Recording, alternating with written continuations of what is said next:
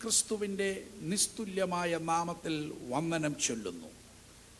ദൈവവചന ധ്യാനത്തിന് ആധാരമായിരിക്കേണ്ടതിന് എബ്രായ ലേഖനം 5-ാം അധ്യായം 9-ാം വാക്യം, എബ്രായ ലേഖനം 5-ാം അധ്യായം 9-ാം വാക്യം ദൈവമക്കളിൽ ഒരാൾ വായിച്ച് സഹായിച്ചാൽ.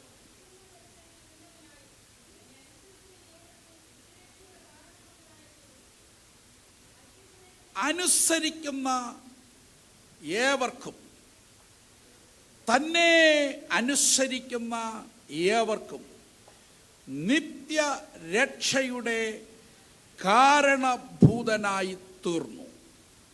നമ്മുടെ കണ്ണുകൾ അടയ്ക്കാം, ദൈവത്തോട് പ്രാർത്ഥിക്കാം. സ്വർഗസ്ഥ പിതാവേ, പുത്രന്റെ നാമത്തിൽ തിരുമുമ്പിൽ അടുത്തു വരുന്നു. നൽകിത്തന്ന വചനത്തിനായി സ്തോത്രം. ദൈവശ്വാസ്യമായ വചനത്തിൻ്റെ ആഴമായ സത്യങ്ങളിലേക്ക് ഈ വചനത്തിൻ്റെ ഉറവിടത്തിൽ നിന്നുള്ള അതേ ആത്മാവിനാൽ ഈ വചനത്തിൻ്റെ ആഴങ്ങൾ ഗ്രഹിപ്പാൻ ഞങ്ങളെ തന്നെ ഏൽപ്പിക്കുന്നു. അങ്ങയുടെ വചനത്തിൻ്റെ ശക്തി ഇവിടെ വെളിപ്പെടട്ടെ. എല്ലാവരുടെ ഉള്ളിൽ വചനം അതിൻ്റെ പ്രവൃത്തിയായി വെളിപ്പെടേണ്ടതിന് ഏൽപ്പിക്കുന്നു. യേശു ക്രിസ്തുവിൻ നാമത്തിൽ യാചിക്കുന്നു സ്വർഗീയ നല്ല പിതാവേ, ആമേൻ. ഈ പകലിലെ തീം എന്നുള്ളത് കാരണഭൂതന്റെ കരങ്ങളാൽ എന്നുള്ളതാണ്. സ്തോത്രം. അതിന് ആധാരമായി വായിച്ച വാക്യമാണ് എബ്രായ ലേഖനം 5-ാം അധ്യായം 9-ാമത്തെ വേദസൂക്തം. തന്നെ അനുസരിക്കുന്ന ഏവർക്കും നിത്യ രക്ഷയുടെ കാരണഭൂതനായി തീർന്നു. നിത്യരക്ഷയ്ക്ക് കാരണഭൂതൻ ആരാണ്? ഈ കാരണഭൂതൻ അത് ഗ്രഹിക്കണമെങ്കിൽ അതിൻ്റെ 8-ാം വാക്യത്തിലേക്ക് പോകണം. ഈ എബ്രായ വിശ്വാസികൾക്ക് എഴുത്തുകാരൻ പരിശുദ്ധാത്മ നിയോഗത്തോടെ കൈമാറുന്ന ഭാഗം, പുത്രൻ എങ്കിലും താൻ അനുഭവിച്ച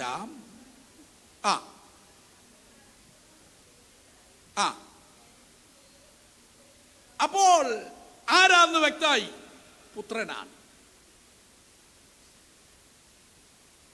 അവിടുത്തെ ഓമന കുമാരനായ ഏകജാതനായ പുത്രൻ ക്രിസ്തുവേശു നിത്യരക്ഷയ്ക്ക് കാരണഭൂതൻ. ന്യൂ ടെസ്റ്റ്മെന്റിലും ഓൾഡ് ടെസ്റ്റ്മെന്റിനകത്തും കാണാൻ പറ്റുന്നൊരു വാക്കാണ് രക്ഷ എന്നുള്ളത്. എന്നാൽ പഴയ നിയമത്തിലെ രക്ഷ ന്യായപ്രമാണ കാലത്തിൽ ഉള്ളത് ജാതിപരമാണ്. 69-ാം ആഴ്ചവട്ടത്തിനും 70-ാം ആഴ്ചവട്ടം എന്ന മഹാപീഡനം എന്ന കാലത്തിനും ഇടയ്ക്കുള്ള സുപ്രസാദകാലം എന്ന് വിശേഷിപ്പിക്കുന്ന, പ്രസാദകാലം എന്ന് പറഞ്ഞിരിക്കുന്ന, സഭായുഗം എന്ന് പറഞ്ഞിരിക്കുന്ന ഈ കാലം, ഇന്ന് യോഗം നടക്കുന്ന കാലം, അതിൻ്റെ സായാഹ്ന ഘട്ടമെന്ന് നമുക്ക് മനസ്സിലാക്കാം. ഈ കാലത്തിൽ ആമേൻ ഉള്ള രക്ഷ വ്യക്തിപരമായ രക്ഷയാണ്. ഈ രക്ഷയെ ബൈബിളിൽ പല നിലയിൽ ബൈബിളിൽ പരാമർശിച്ചിട്ടുണ്ട്. അതിൽ രക്ഷയെക്കുറിച്ച് കൊടുത്തിരിക്കുന്ന ഒരു വാക്കാണ് നിത്യരക്ഷ. ആമേൻ. നിത്യരക്ഷ, നിത്യരക്ഷ എന്നാണ്. ആകയാൽ നാം പ്രാപിച്ചിരിക്കുന്ന രക്ഷ ഏത് രക്ഷയാണ്? നിത്യരക്ഷയാണ്. നമ്മൾ പലപ്പോഴും ചില കടമ്പകൾ കടന്നു കഴിയുമ്പോൾ, ഒരു മല കയറി കഴിയുമ്പോൾ, ഒരു എക്സാം കഴിയുമ്പോൾ, ഏതെങ്കിലും ഒരു മഹാപർവ്വതം പോലെ പർവ്വതീകരിക്കപ്പെട്ട് മനസ്സിലിരിക്കുന്ന ഒരു വിഷയത്തെ അഭിമുഖീകരിച്ച് കഴിയുമ്പോൾ നമ്മൾ പറയും രക്ഷപ്പെട്ടു അല്ലേ? ഇങ്ങനെ എത്രയോ രക്ഷപ്പെടൽപ്പെട്ടവരാണ്. എന്നാൽ ആ രക്ഷപ്പെടലിന് വലിയ ആയുസ്സില്ല. എന്നാൽ അവിടുത്തെ ഓമന കുമാരൻ കാൽവറി മലമുകളിൽ കുരിശു മരത്തിൽ കിടന്ന് കർമ്മദണ്ഡിതനായി നമുക്ക് നൽകി തന്ന രക്ഷ കാലത്തിൽ കൊഴിഞ്ഞു പോകുന്ന രക്ഷയല്ല, നിത്യ രക്ഷ ആകുന്നു. സന്തോഷത്തോടെ ദൈവത്തിന് ആരാധിക്കാം. നിത്യരക്ഷ. ആമേൻ. അങ്ങനെ രക്ഷിക്കപ്പെട്ടവർ ആ രക്ഷയോടെയാണ് ആ ആത്മരക്ഷ പ്രാപിച്ചവരാണ് രക്ഷിക്കപ്പെട്ടുകൊണ്ടിരിക്കുന്നത്. അവരാണ് രക്ഷിക്കപ്പെടുന്നത്. ഈ രക്ഷയോടുകൂടെയാണ് ആമേൻ ഇവിടെ നിന്ന് നമുക്ക് ആമേൻ നാം ക്രിസ്തുവിൽ കാലം നീണ്ടുപോയാൽ ക്രിസ്തുവിൽ മറയുന്നത് ആമേൻ മരണം വഴിയായി. അല്ല, കർത്താവിൻ്റെ വരവുണ്ടെങ്കിൽ നമുക്ക് രൂപാന്തരം സംഭവിക്കുന്നത് സഭയുടെ ഉൽപ്രാവണം നടക്കുമ്പോൾ വ്യക്തിപരമായി ഈ രക്ഷയോടെയാണ് നമ്മൾ വരുംകാലത്തേക്ക് പ്രവേശിക്കാൻ പോകുന്നത്. ആമേൻ. 70-ാം ആഴ്ചവട്ടം ഭൂമിയിൽ നടക്കുമ്പോൾ സ്വർഗത്തിൽ നാം ആയിരിക്കുന്നത് ഈ രക്ഷയോടെയാണ്. 1000 ആണ്ട് വാഴ്ചയിലും നാം ഈ രക്ഷയോടെയാണ്. അബ്രഹാമിന് കൊടുത്ത വാഗ്ദത്തങ്ങളുടെ പ്രത്യക്ഷരമായ നിവർത്തിയായ സമ്പൂർണ്ണ യുഗം എന്ന് വെളിപ്പാട് പുസ്തകം 21 പരാമർശിച്ചിരിക്കുന്ന ആ കാലത്തിലേക്കും നാം പ്രവേശിക്കുന്നത് ഈ രക്ഷയോടെയാണ്. അവൻ മധുരയുടെ മധുരഗായകൻ പാടി അവൻ ഉപദേശപരമായി നിർത്തിയ ഒരു ഈരടിയുണ്ട്. കാലമെല്ലാം കഴിയും, ഇന്നു കാൺമതെല്ലാം അഴിയും. കാലമെല്ലാം കഴിയും, ഇന്നു പിന്നെ പുതുയുഗം വിരിയും. തിരികെ വരാതെ നാം മറയും. പിന്നെ പുതുയുഗം വിരിയും.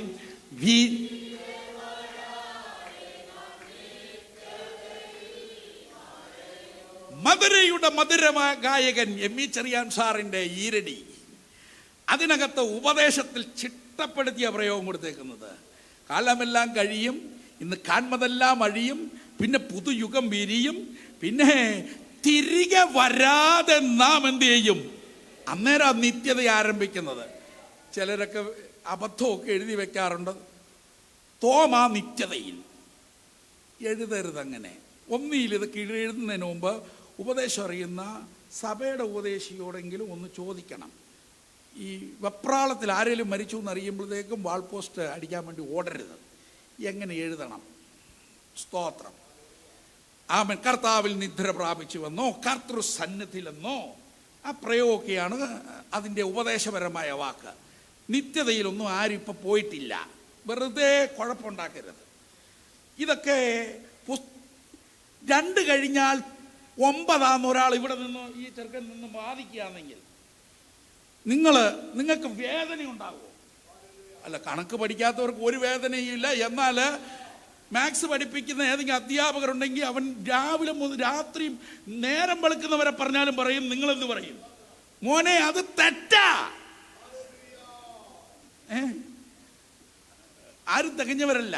അപ്പോൾ നിത്യതയിലേക്ക് നമ്മൾ അങ്ങോട്ട് പ്രവേശിക്കുന്നതും നിത്യരക്ഷയാലാണ് എന്ന് പറഞ്ഞു വെച്ച ഞാൻ ആ കുറിപ്പിൽ നിന്ന് ഇങ്ങോട്ട് പുറകോട്ട് വരികയാണ്. അപ്പോൾ നമ്മുടെ വിഷയം ആമേൻ, നിത്യരക്ഷയ്ക്ക് അവൻ കാരണഭൂതനായി. അവൻ എങ്ങനെയാണ് കാരണഭൂതനായത്? നിത്യരക്ഷയ്ക്ക് കാരണഭൂതനായത് മനസ്സിലാകുന്ന ഭാഷയെ തെളിച്ചങ്ങോട്ട് പറയാം. നിത്യരക്ഷയ്ക്ക് കാരണഭൂതനായത് കാൽവറി മലമുകളിൽ കുരിശുമരത്തിൽ ഇരുകള്ളന്മാരുടെ നടുവിൽ 3 ആണികളിന്മേൽ ആമേൻ കർമ്മദണ്ഡിതനായി നമുക്ക് വേണ്ടി യാഗമായി തീർന്നത് യേശുവല്ലാതെ മറ്റാരുമല്ല. അതുകൊണ്ട് അവൻ യേശു കർത്താവ് മാത്രമാണ് രക്ഷയ്ക്ക് അതുകൊണ്ടാണ് ഞങ്ങളൊക്കെ നാണമില്ലാതെ കവലയിലൊക്കെ നിന്ന് ഇങ്ങനെ ഘോഷിക്കുന്നത്, യേശു ക്രിസ്തുവിലൂടെ അല്ലാതെ ഉലകമേ കേക്ക്, നാടേ കേക്ക്, നാട്ടാരെ നാട്ടുകാരെ കേക്ക്, നാട്ടാരെ കേട്ടോളിൻ, അവൻ യേശു ക്രിസ്തുവിലൂടെ അല്ലാതെ ഒരുത്തനിലൂടെയും രക്ഷയില്ലെന്ന് ഞങ്ങൾ ഉറപ്പിച്ചും പറയുന്നതിന് കാരണം, ആമേൻ സ്തോത്രം, നിത്യരക്ഷയുടെ കാരണഭൂതൻ യേശു ക്രിസ്തു മാത്രമാണ്. ഹല്ലേലൂയ.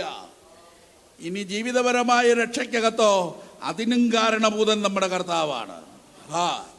ആമേൻ. നമ്മളിങ്ങനെ നിലനിൽക്കുന്നതൊക്കെ നമ്മുടെ ചിന്ത, രക്ഷിക്കപ്പെട്ടു, സ്നാനപ്പെട്ടു, നമ്മളിങ്ങോട്ട് വന്നു, നമ്മുടെ മിടുക്ക് കൊണ്ട് നമ്മൾ നിൽക്കുക എന്നല്ല.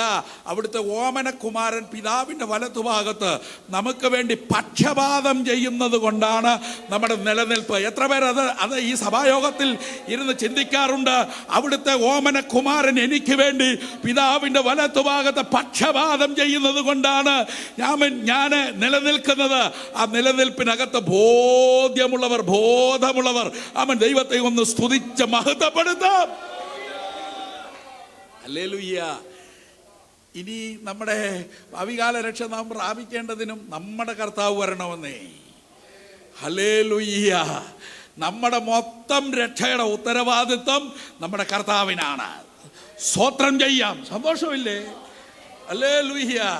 ആമേൻ. നമ്മുടെ രക്ഷയുടെ മുഴുവൻ കർത്തവ്യവും ഏറ്റെടുത്തിരിക്കുന്നത് നമ്മുടെ കർത്താവാണ്. ആ ക്രിയാനാമം ഒന്ന് ആത്മാർത്ഥതയോടെ പറയാൻ പറ്റുമോ? യേശുവിൻ്റെ കർത്താവായതിൽ ഞാൻ അഭിമാനം കൊള്ളുന്നു. യേശുവിൻ്റെ കർത്താവായതിൽ ഞാൻ അങ്ങേ ആരാധിക്കുന്നു. അവൻ യേശുവിൻ്റെ കർത്താവായത് കൊണ്ട് ഞാൻ അങ്ങേ സ്തുതിക്കുന്നു. വേറെ ആര് കർത്താവായാലും നമ്മളെ കുഴിച്ചാടിക്കും ചിലപ്പം. സ്തോത്രം.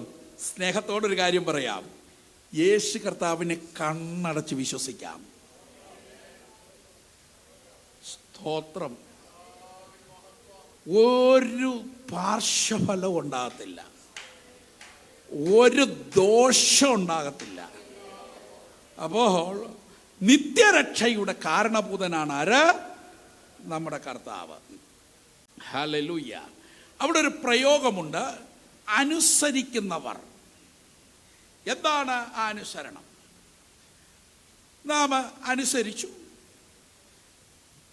അനുസരണത്തിന് വലിയ പ്രാധാന്യം ഓൾഡ് ടെസ്റ്റ്മെന്റിനകത്തും ന്യൂ ടെസ്റ്റ്മെന്റിനകത്തും ഉണ്ട്. OTയിലും NTയിലും അനുസരണത്തിന് വളരെ പ്രാധാന്യമുണ്ട്. അനുസരിക്കാത്തവർക്ക് എന്താ? തെസലോനിക്കർക്ക് എഴുതിയ 2-ാം ലേഖനം, അതിന് 1-ാം അധ്യായം 9-10 വാക്യങ്ങൾ വായിച്ചു.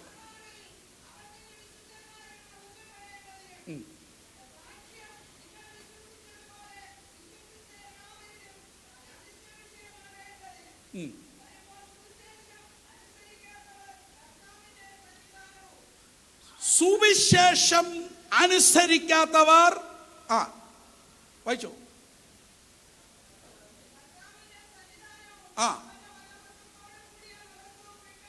വിട്ടകന്ന് നിത്യനാശമെന്ന ശിക്ഷാവധി അനുഭവിക്കും.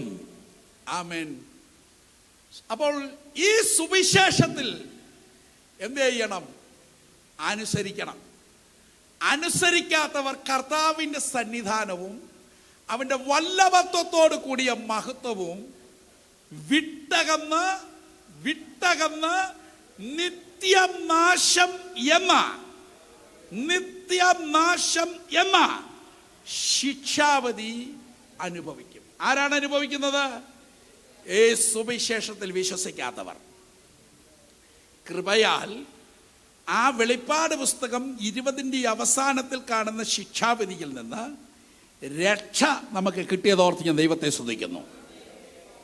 ഈ നരകം, അതിൻ്റെ കാഠിന്യം, അതിൻ്റെ തീ, ആ തീജ്വാല, അതിൻ്റെ ഉള്ളറ അവസ്ഥ, തീ കൊണ്ട് ഉപ്പിടും എന്നൊക്കെ കാണുന്ന പ്രയോഗങ്ങൾ, ഇതിൻ്റെ അടിസ്ഥാനത്തിൽ കാണുന്ന ഈ നരകത്തിൻ്റെ ഭീകരാവസ്ഥയില്ലേ, ആ ഭീകരമായ ആ അവസ്ഥ അതൊന്ന് മനസ്സിൽ കാണണം.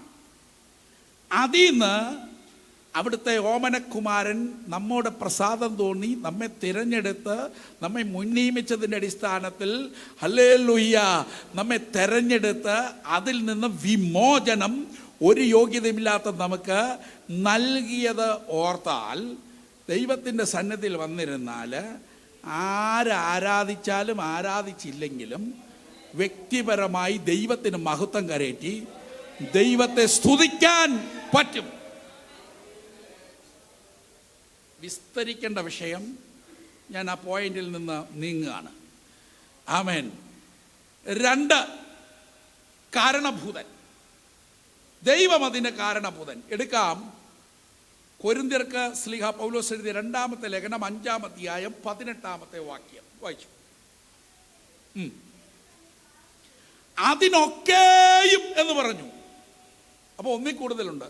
അതിനൊക്കെയും ദൈവം തന്നെ കാരണഭൂതൻ. ഏതിനൊക്കെയും? 17-ാം വാക്യം.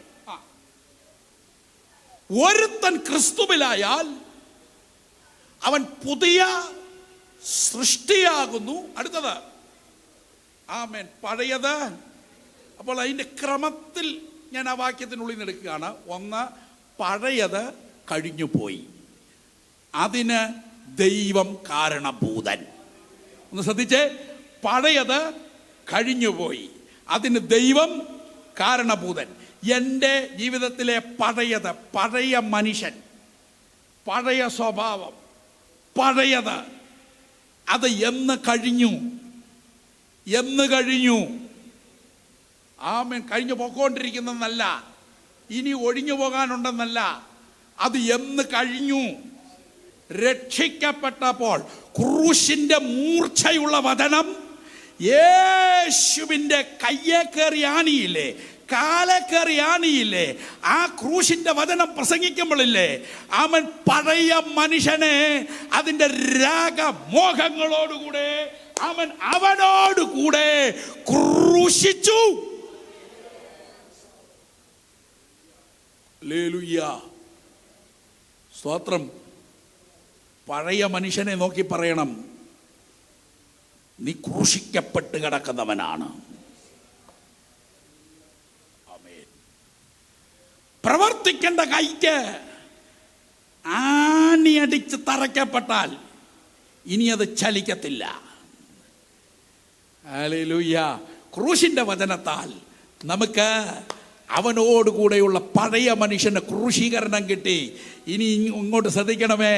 ആമേൻ. സ്തോത്രം. പഴയത് കഴിഞ്ഞുപോയി. ഇതുപോലെ ഒരു മനുഷ്യനിൽ സമൂലമായ മാറ്റം വരുത്താൻ കരുത്തുറ്റ, മികവുറ്റ, തികവുറ്റ വേറെ ഒരു ഒരു പദ്ധതി, വേറെ ഒരു വാക്ക്, വേറെ ഒരു ഇടപെടൽ ക്രൂശിന്റെ വചനത്തോളം ശ്രേഷ്ഠമായത് വേറെ ഒന്നുമില്ല. അപ്പോൾ പഴയത് എവിടെ കഴിഞ്ഞുപോയി? രക്ഷിക്കപ്പെട്ടത് പോൾ എന്ത് ചെയ്തു? പഴയത് കഴിഞ്ഞുപോയി. ഇനി വായിച്ചോ അടുത്തത്. വായിച്ചേ. ഇതാ അത് പുതുതായി തീർന്നിരിക്കുന്നു. അപ്പോൾ ഈ പുതുതാക്കിയത്, ഹല്ലേലൂയ, ഒരുത്തൻ ക്രിസ്തുവേശുവിലായാൽ അവൻ പുതിയ സൃഷ്ടി. അപ്പോൾ ഇനി അതിൻ്റെ അടുത്ത പോയിന്റിലേക്ക് കയറി വരുന്നു. ആമേൻ. ദൈവം കാരണഭൂതൻ. എന്തിന്? പുതിയ സൃഷ്ടിക്ക് കാരണഭൂതൻ. ഏതാ പുതിയ സൃഷ്ടി? രക്ഷിക്കപ്പെട്ട ദൈവ പൈതൽ പുതിയ സൃഷ്ടിയാണ്. ഒരാൾ രക്ഷിക്കപ്പെട്ട് കഴിഞ്ഞപ്പോൾ സോറ്റീരിയോളജി പഠിപ്പിക്കുന്ന 32 കൂട്ടം അവസ്ഥകൾ അവനിൽ മാറ്റം സംഭവിക്കുന്നുണ്ട്. അടുക്കിനതെല്ലാം റഫറൻസ് സഹിതമുള്ള, അല്ലാതെ ചുമ്മാതെ കണ്ണടച്ച് എന്തേലൊന്നും പറയുന്നൊന്നും അല്ലത്.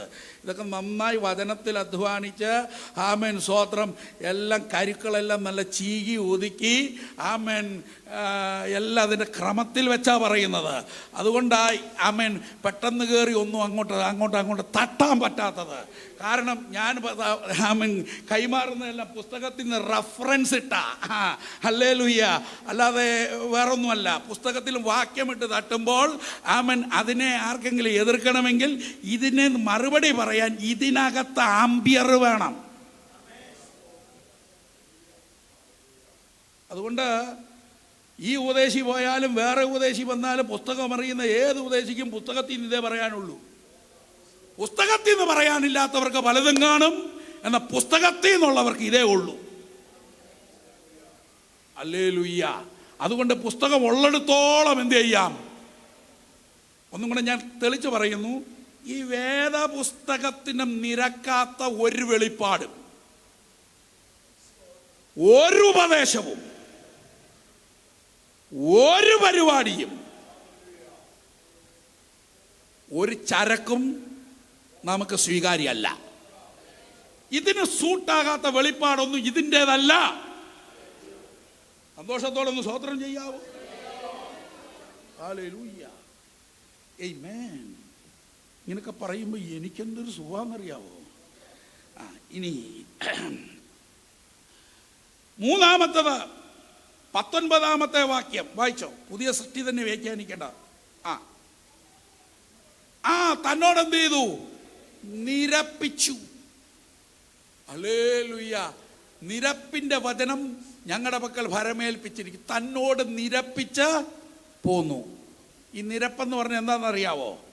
വിശുദ്ധനായ ദൈവം വിശുദ്ധിയുടെ തട്ടിൽ അവൻ ഉയർന്നു നിന്നപ്പോൾ, ഹല്ലേലൂയ, ഇങ്ങോട്ട് ശ്രദ്ധിച്ചേ, മഹാപരിശുദ്ധനായ കർത്താവ്, വിശുദ്ധനായ ദൈവം വിശുദ്ധിയുടെ തട്ടിൽ അവൻ വിശുദ്ധനായി തന്നെ നിന്നപ്പോൾ പാപികളായിരിക്കുന്ന നമ്മൾ, അവൻ ഹല്ലേലൂയ, പാപത്തിൽ ജന്മം കൊണ്ട് ഭാവികളായി, കർമ്മം കൊണ്ട് ഭാവികളായി മറ്റൊരു തട്ടിൽ നിന്നപ്പോൾ അവൻ വിശുദ്ധനായ ദൈവത്തെയും അശുദ്ധനായ മനുഷ്യനെ വിശുദ്ധനായ ദൈവത്തോട് അവൻ അങ്ങോട്ട് നിരപ്പിക്കുന്ന പ്രക്രിയയ്ക്ക് വേണ്ടിയാണ് അവിടുത്തെ ഓമനകുമാരൻ വേഷത്തിൽ മനുഷ്യനായി ഉലകത്തിൽ അവതരിച്ചിട്ട്, എന്നിട്ട് അവൻ സമ്പൂർണ്ണ മനുഷ്യനായി ഉലകത്തിൽ വന്നിട്ട് പാപമൊഴികെ സകലത്തിലും നമുക്ക് തുല്യം പരീക്ഷിക്കപ്പെട്ടിട്ട് അവിടുത്തെ ഓമനകുമാരൻ എന്ത് ചെയ്തെന്നറിയാവോ? നമ്മെ നിരപ്പിച്ചോ. Hallelujah, hallelujah. ആ നിരപ്പ് കിട്ടിയത് കൊണ്ടാണ് ഇന്നിവിടെ ഇരുന്ന് അപ്പാന്ന് വിളിക്കാൻ പറ്റുന്നത്.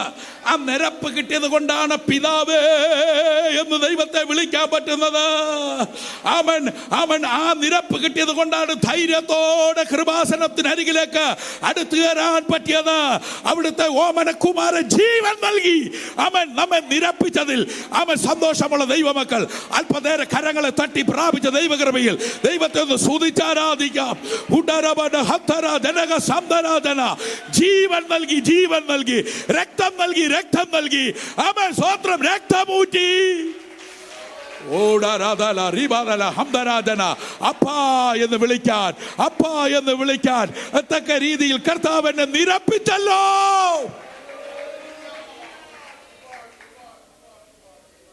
അപ്പോൾ ഈ നിരപ്പിനും കാരണഭൂതൻ ആര്? ദൈവം അതിന് കാരണഭൂതൻ. കണ്ണുകളടയ്ക്കാം, കേട്ട വചനത്തിന് മുമ്പിൽ ഏൽപ്പിക്കാം.